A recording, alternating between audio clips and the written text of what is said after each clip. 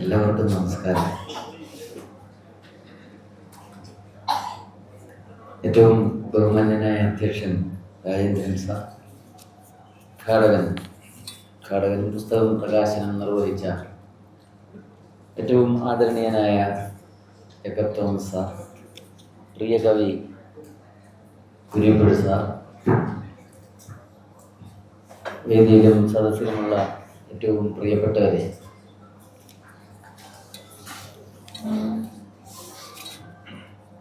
രാജേന്ദ്രൻ സാറിൽ നിന്ന് മലയാളം പഠിച്ച ഒരാളാണ് ഞാൻ.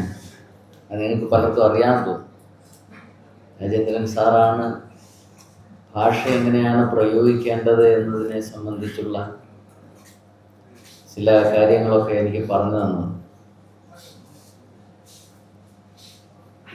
അപ്പോൾ അങ്ങനെ മലയാളം പ്രയോഗിച്ചു തുടങ്ങി.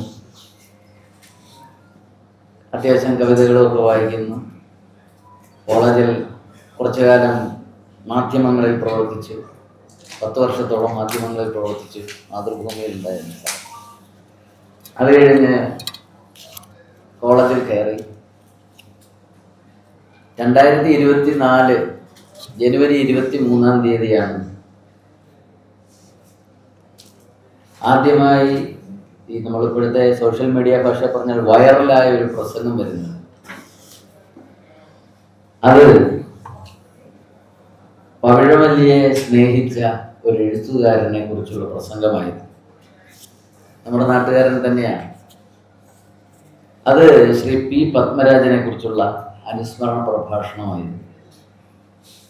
അത് കരുനാഗപ്പള്ളിയിൽ നടത്തിയ പത്മരാജൻ അനുസ്മരണത്തിൽ നടത്തിയ ഒരു പ്രഭാഷണത്തിൽ അതെങ്ങനെ ആ പ്രഭാഷണത്തെ അവതരിപ്പിക്കാം എന്ന് വിചാരിച്ചിട്ട് ഞാൻ അദ്ദേഹത്തിൻ്റെ സിനിമയും സാഹിത്യവും 3/4 മണിക്കൂർ പറഞ്ഞു. 3/4 മണിക്കൂർ അദ്ദേഹത്തിൻ്റെ സിനിമകളിലെ പാട്ടുകളെ കുറിച്ച് പറഞ്ഞു. അതിലൊരു പാട്ടിൻ്റെ പ്രത്യേകതകൾ, ആ പാട്ടുണ്ടായ കഥകൾ പറഞ്ഞപ്പോഴാണ് ആ വീഡിയോയാണ് ആദ്യമായി വൈറലാകുന്നത്. ലക്ഷക്കണക്കിന് ആൾക്കാരിലേക്ക് ആ വീഡിയോ എത്തി.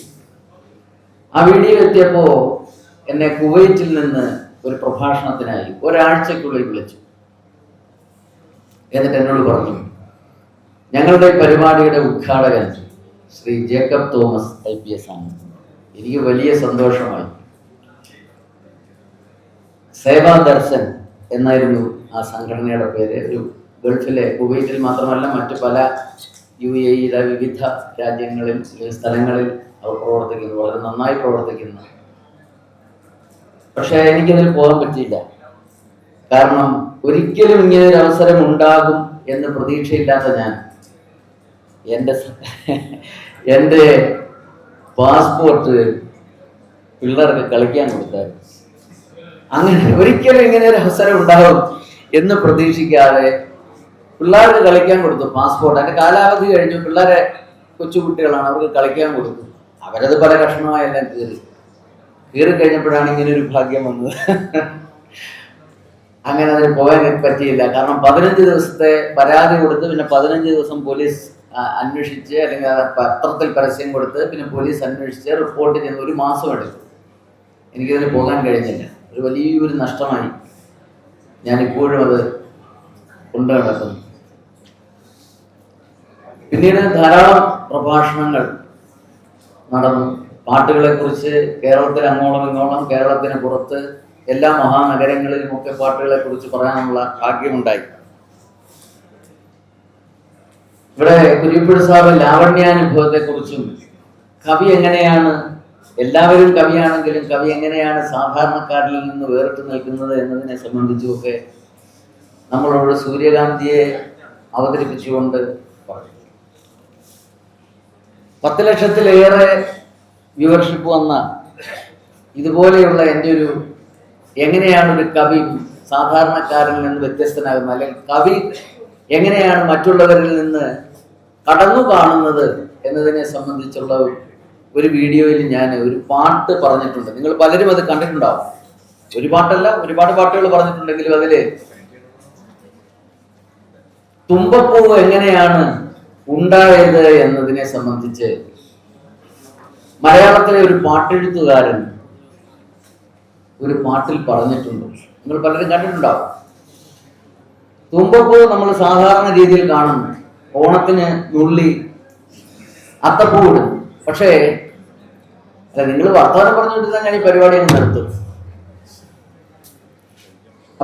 കഴിക്കണം.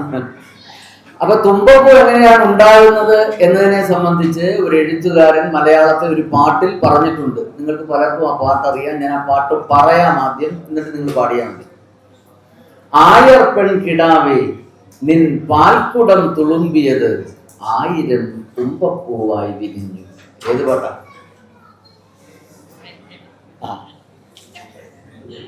പ്രണയഗാനമായതുകൊണ്ട് പവിഴമല്ലി തന്നെ ഇതിന് ഉത്തരം പറഞ്ഞിട്ടുണ്ട്. മെല്ലെ മെല്ലെ മുഖപടം അതിൽ പറയുന്നു, ആയർ പെൺകിടാവേ നിൻ പാൽക്കുടം തുളുമ്പിയതായിരം തുമ്പപ്പൂവായി വിരിഞ്ഞു. 1000 തുമ്പപ്പൂ ആയി വിരിഞ്ഞു. ആയർ പെൺകിടാവിന്റെ പാൽക്കുടം തുളുമ്പിയതാണ്. അപ്പൊ ആയർ പെൺകിടാവ് ആരാണ്? നമ്മൾ കേട്ടിട്ടുണ്ട്, തായേ യശോദാപുത്രൻ ആയർ കുല തുതിച്ച മായെന്ന് ഗോപാലകൃഷ്ണൻ ചെയ്യും ജാലത്തെ കേളടി തായേ നമ്മൾ കേട്ടിട്ടുണ്ട്. അപ്പൊ ആയർ കുലം ഏതാ? ആയർ കുലം ശ്രീകൃഷ്ണന്റെ കുലമാണ്, യാദവ കുലമാണ്. ഞാൻ അവിടെ നിന്ന് പറഞ്ഞു കഴിഞ്ഞ് ഇറങ്ങുന്നപ്പോ കുറച്ചേരനോട് പറഞ്ഞു, സാറ് ഞങ്ങൾ ഇത്രയും കാലം വിചാരിച്ചിരുന്നത് നായർ പെൺകിടാവിന്റെ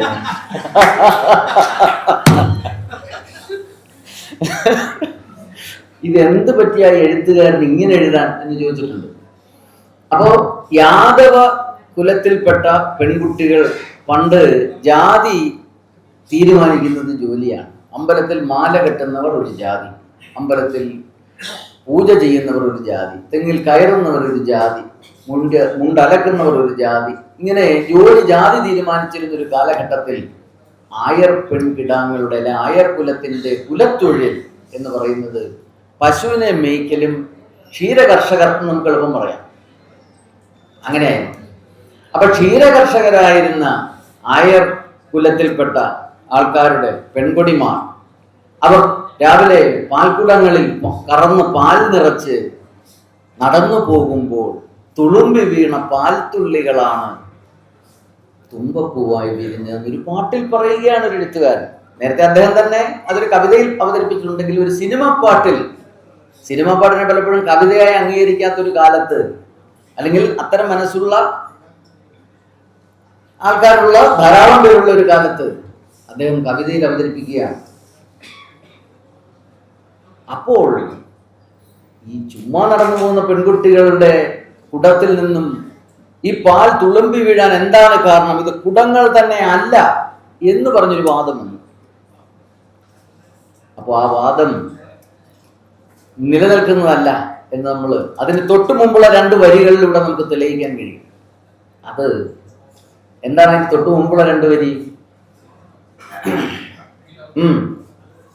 ഇടയന്റെ ഹൃദയത്തിൽ നിറഞ്ഞോരീണം ഒരു മുളം തണ്ടിലൂടൊഴുകി വന്നു. ഇടയന്റെ ഹൃദയത്തിൽ നിറഞ്ഞ ഈണം ഒരു മുളം തണ്ടിലൂടെ ഒഴുകി വന്നത് കേട്ടിട്ടാണ് ആയർ പെൺകിടാങ്ങൾ അവർക്ക് രോമാഞ്ചമോ ഡാൻസോ ഒക്കെ ഉണ്ടായി. അങ്ങനെയാണ് ഈ പാൽത്തുള്ളികൾ വീണ് തുളുമ്പി വീണ് അത് തുമ്പപ്പൂക്കളായി വിരിഞ്ഞത്. അപ്പോൾ ഒരു സാധാരണ ഒരു പാട്ടിൽ അവതരിപ്പിക്കുന്ന ഒരു കവി അവതരിപ്പിക്കുന്ന ഇതേ കവി തന്നെ കടലിൽ നിന്ന് ഒരു കുമ്പിൾ വെള്ളവുമായി കരിമുകിൽ മാനത്ത് വന്നു. എന്നിട്ട് 4 വരിയും കൂടെ പറഞ്ഞിട്ട് പറയും, അവളുടെ വാർമുടി കെട്ടിൽ നിന്നൂർന്നു മഴവില്ലിൻ തേന്മലർ വാനിൽ. നിങ്ങൾ കേട്ടിട്ടുള്ള പാട്ടാ, മാരിവില്ലിൻ തേന്മലരെ മാഞ്ഞു പോകുകയോ എന്നുള്ള പ്രസിദ്ധമായ നാടകമാണ്. അതിലും ഇതുപോലെ തന്നെയാണ്. കടലിലെ ഒരു കുമ്പിൾ വെള്ളം മാത്രമേ ഉള്ളൂ, ആകാശത്ത് നിൽക്കുന്ന ഒരു കരിമേഘം. അത് ആകാശമാകുന്ന സുന്ദരിയുടെ മുടിക്കെട്ടിൽ വെച്ചിരിക്കുന്നു, പല നിറങ്ങൾ കൊണ്ട് കുരുത്ത് ചേർത്ത് വെച്ചിരിക്കുന്ന മാല. അതൊരു കാറ്റിന്റെ അടിയിൽ തെറിച്ചു പോകുന്നു. ഒരു കൊടുങ്കാറ്റിന്റെ കൈകളിൽ തട്ടി കരിമൂകിലെങ്ങോ മറഞ്ഞു, അവളുടെ വാർമുടിക്കെട്ടിൽ നിന്നൂർന്നു മഴവില്ലിൻ തേൻ മലർവാനിൽ എന്നാണ്. അപ്പൊ അങ്ങനെയാണ് ഈ മഴവിൽ ഉണ്ടാകുന്നത്. ഇങ്ങനെ എത്രയെത്ര രസകരമായ മനോഹരമായ കൽപ്പനകളാണ് കവികൾ തങ്ങളുടെ സൃഷ്ടികളിൽ ഒളിപ്പിച്ചു വെക്കുന്നത്. ഇവിടെ ശ്രീകുമാരി ചേച്ചി പവിഴമല്ലിയെ കുറിച്ചാണ്, പവിഴമല്ലിയുടെ പ്രണയഗീതങ്ങൾ. അപ്പൊ ഞാൻ ഈ പവിഴമല്ലി എന്താണെന്ന് ആദ്യം നോക്കി. അപ്പൊ അത് പാരിജാതം തന്നെയാണ് എന്നാണ് പറയുന്നത്. ആണെങ്കിൽ വലിയ മലയാളത്തിൽ പ്രസിദ്ധമായ പാട്ടുണ്ട്, പാരിജാതം തിരുമിഴി തുറന്നു പവിഴമുന്തിരി പൂത്തു വിടർന്നു എന്ന് പറയുന്ന മനോഹരമായ പ്രണയഗാനം. അതിൽ പറയുന്നു, മൂടൽ മഞ്ഞു മുലക്കച്ച കെട്ടിയ മുത്തണിക്കുന്നിൻ താഴ്വരയിൽ നിത്യകാമുകി. കാരണം ഇങ്ങനെ പ്രണയഗീതങ്ങൾ ഇത്രയും ഹൃദയാവർജകമായി എഴുതാൻ കഴിയണമെങ്കിൽ അതൊരു നിത്യകാമുകിക്ക് മാത്രമേ കഴിയൂ. അതുകൊണ്ടാണ് നിത്യകാമുകി അത് വളരെ ചേരുന്നത്. മനസ്സിൽ എപ്പോഴും പ്രണയം സൂക്ഷിക്കുന്ന ഒരാളിനെ ഇത്രയും മനോഹരമായി, കാരണം ഇതിനകത്ത് ഒരുപാട് അതിമനോഹരമായ പ്രണയ കൽപ്പനകളുണ്ട്. ഞാൻ എല്ലാ കവിതയും വായിച്ചില്ല, പക്ഷെ വായിച്ച പല കവിതയിലും അത് നിറഞ്ഞു തുളുമ്പി നിൽക്കുന്നു. എന്നിട്ട് ഏറ്റവും അവസാനത്തെ സ്നേഹാഞ്ജലി എന്നൊരു കവിതയുണ്ട്. ഈ സ്നേഹാഞ്ജലി എന്നുള്ള കവിതയിൽ പാരിജാത പുഷ്പങ്ങളെക്കാൾ തൊട്ടാവാടി പൂക്കളെ ഇഷ്ടപ്പെട്ട ഒരു പൂക്കാരി പെണ്ണായിരുന്നു ഞാൻ എന്ന് കവി പറയുന്നുണ്ട്. എന്ന് മാത്രമല്ല, അതിന്റെ ഏറ്റവും അവസാനത്തെ വരി ഇങ്ങനെയാണ് സമാപിക്കുന്നത്, ഈ പൂക്കാരി പെണ്ണിന്റെ ആത്മാവ് തോറ്റിയെടുത്ത ഈ സ്നേഹാഞ്ജലി സ്വീകരിച്ചാലും എന്നാണ്. അതിനു മുമ്പൊക്കെ പറയുന്നുണ്ട്, തൊട്ടാവാടി പൂക്കളെ കൽപ്പക പൂക്കളാക്കി എന്ത് പ്രണയം, കനകാംബരങ്ങളെ സൗഗന്ധികങ്ങളാക്കി എന്ത് പ്രണയം, വാടാമല്ലി പൂക്കളിൽ കസ്തൂരി തളിച്ചു പ്രണയം, എന്റെ പൂക്കൂടയെ ധന്യമാക്കിയ ഗന്ധർവ ഗായക എന്ന് പറയുന്നത്. അതുകൊണ്ടാണ് ഞാൻ പറഞ്ഞത്, മനസ്സിൽ പ്രണയത്തിന് പ്രായമില്ല. മനസ്സിൽ നിറഞ്ഞു തുളുമ്പി നിൽക്കുന്ന ആ പ്രണയ ഭാവങ്ങൾ അത് അതിമനോഹരമായി കൃതികളിലേക്ക് അല്ലെ കവിതകളിലേക്ക് കൊണ്ടുവരാൻ എഴുത്തുകാരിക്ക് കഴിഞ്ഞിട്ടുണ്ട്. രാത്രി വിടരുകയും പുലരുമ്പോൾ കൊഴിയുകയും ചെയ്യുന്ന പൂവാണ് രാത്രിമുല്ല. അതെന്നാണല്ലോ ഇത്. ഈ രാത്രിമുല്ല തന്നെയാണ് ഈ പവിഴമല്ലി. ഞാൻ പറഞ്ഞല്ലോ, പവിഴമല്ലിയെ സ്നേഹിച്ച എഴുത്തുകാരൻ പത്മരാജന്റെ വീട്ടുമുറ്റത്ത് തന്നെ ഒരു പവിഴമല്ലിയുണ്ട്. ആ പവിഴമല്ലിയിൽ നിന്നും വീണ് ഇങ്ങനെ ചിതറിക്കിടക്കുന്ന പൂക്കളുടെ ചിത്രങ്ങൾ എത്രയോ പ്രാവശ്യം, എനിക്ക് തോന്നുന്നു ലത ചേച്ചി അങ്ങനെ ആയിരിക്കും ആ പടം ഇട്ടത് തന്നെ. പത്മരാജന്റെ വീടിന്റെ മുന്നിൽ പത്മരാജന്റെ വീട് ഉണ്ടായിരുന്നു. ഓക്കെ, പത്മരാജന്റെ ആ തറവാടിന്റെ പശ്ചാത്തലത്തിൽ ഒഴിഞ്ഞു വീണ് കിടക്കുന്ന പവിഴമല്ലി പൂക്കളുടെ ചിത്രങ്ങൾ, മനോഹരമായ ചിത്രങ്ങൾ നെറ്റിൽ നോക്കിയാൽ നിങ്ങൾക്ക് കിട്ടും. അതിമനോഹരമായ ചിത്രങ്ങൾ. പവിഴമല്ലിയെ വളരെ സ്നേഹിച്ചു. ഈ പവിഴമല്ലി തന്നെ ഒരു പ്രണയ വല്ലിയാണ്.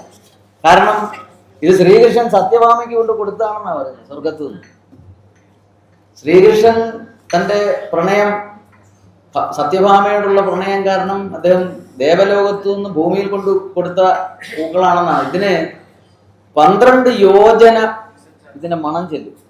12 യോജന എന്ന് പറഞ്ഞാൽ എൻ്റെ അറിവിൽ 156 കിലോമീറ്ററാണ്. 156 കിലോമീറ്റർ ദൂരത്തിൽ ഇതിന്റെ സുഗന്ധം. അത്രയൊന്നുമില്ല. ആനയെ പോലെ ഒരാളെന്നൊക്കെ നമ്മൾ പറയുമ്പോൾ ആനയുടെ അത്ര ഇല്ലല്ലോ എന്തായാലും എന്ന് പറയുന്നല്ലേ ഉള്ളൂ.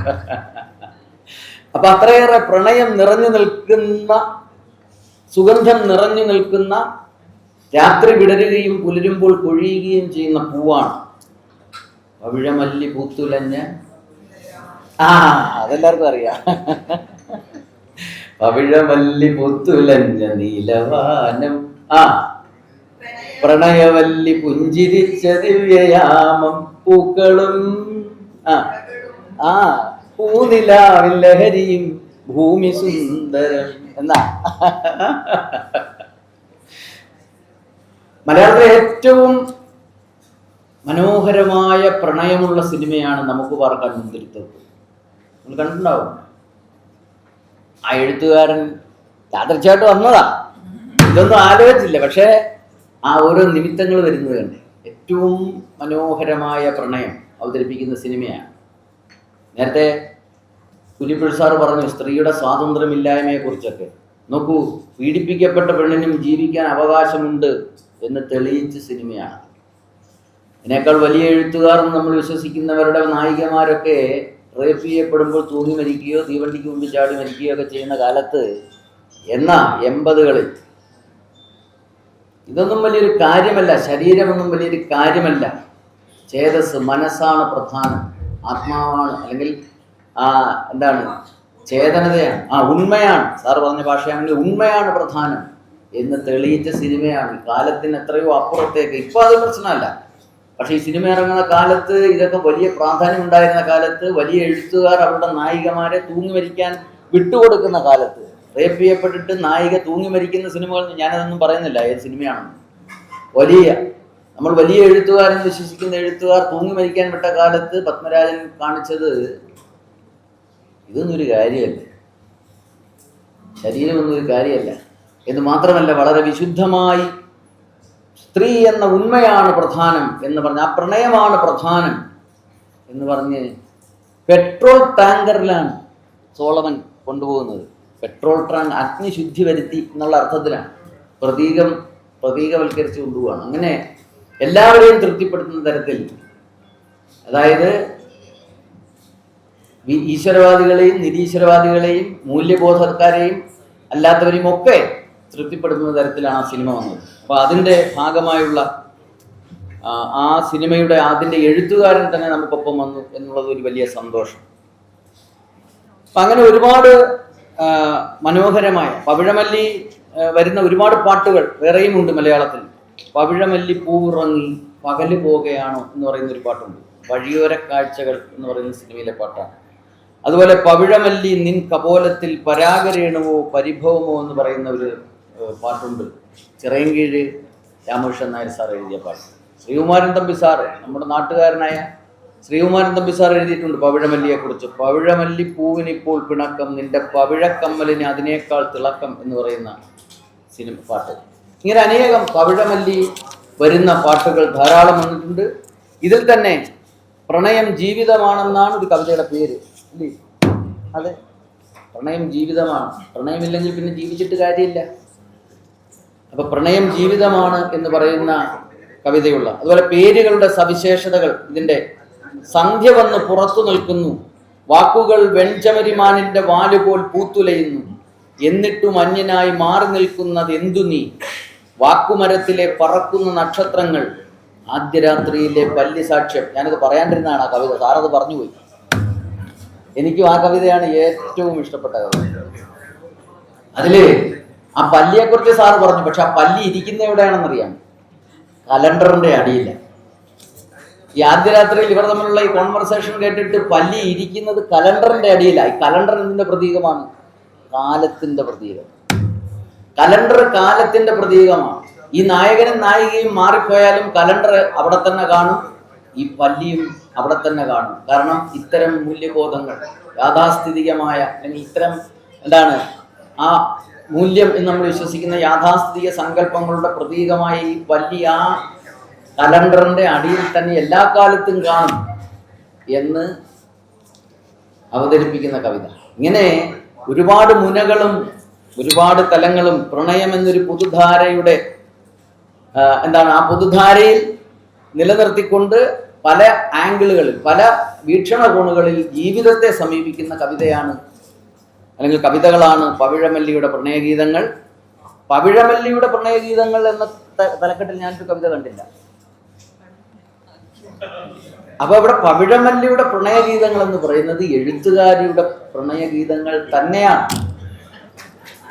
അതെ അതെ അതെ, അതാണ് നല്ല കവിത. ഇനി എഴുതണം. അപ്പൊ അതുകൊണ്ട് ഈ പുസ്തകം കുറെ ഞാൻ വായിച്ചു. അപ്പോൾ ഈ പുസ്തകത്തിന് എല്ലാ ആശംസകളും നേരുന്നു. ഈ പുസ്തകത്തിലെ ഈ പല കവിതകളും ഈ വെൺചമരിമാനിന്റെ അതൊക്കെ വളരെ രസകരമായി, ടൈറ്റിലൊക്കെ എന്ത് രസമാണ്. ഞാൻ ആദ്യം വന്നപ്പോൾ തന്നെ ചോദിച്ചു, ആരാണ് ഈ ടൈറ്റിൽ ഇട്ടതെന്ന് ചോദിച്ചു. ഞാൻ തന്നെ എന്ന് പറഞ്ഞു. അപ്പോൾ അങ്ങനെ ഏറ്റവും രസകരമായ പ്രണയം എന്ന് പറയുന്ന ലോകത്തിലെ ഏറ്റവും മനോഹരമായ വികാരത്തെ, നേരത്തെ പറഞ്ഞതുപോലെ ജീവിക്കാൻ ജീവിതം തന്നെ പ്രണയമാണല്ലേ, പ്രണയമില്ലെങ്കിൽ ജീവിതമില്ല എന്ന തരത്തിൽ അവതരിപ്പിച്ചുകൊണ്ട് ജീവിതത്തിൽ ഒരു മനുഷ്യൻ നേരിടുന്ന അല്ലെ സഞ്ചരിക്കുന്ന വഴികളിലെ വിവിധ ഭാവങ്ങൾ, അനുഭവങ്ങൾ, ഇതെല്ലാം വ്യത്യസ്തമായി അനുഭവിപ്പിക്കുന്ന വിവിധ മുനകളും തലങ്ങളുമുള്ള കവിതകൾ അടങ്ങിയ ഒരു സമാഹാരമാണിത്. ഇത് നിങ്ങൾക്ക് മുതൽക്കൂട്ടായിരിക്കും എന്ന് മാത്രം പറഞ്ഞുകൊണ്ട് എന്നെ വിളിച്ചതിലുള്ള സന്തോഷം, ഇത്രയും വലിയ വലിയ പ്രതിഭകളോടൊപ്പം മഹത്തുക്കളോടൊപ്പം എന്നെ കൂടി വിളിക്കാൻ കാണിച്ച ആ ഒരു സന്മനസ്സിന് നന്ദി പറഞ്ഞുകൊണ്ട് നിർത്തുന്നു. നന്ദി, നമസ്കാരം.